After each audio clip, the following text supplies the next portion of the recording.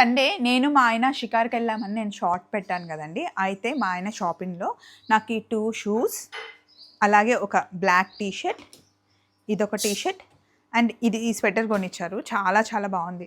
మనం ఎంత షాపింగ్ చేసినా, మనం ఎంత కొనుక్కున్నా, హస్బెండ్ ఏదైనా చిన్నది కొనిస్తే ఆ హ్యాపీనెస్ చాలా బాగుంటుంది కదా.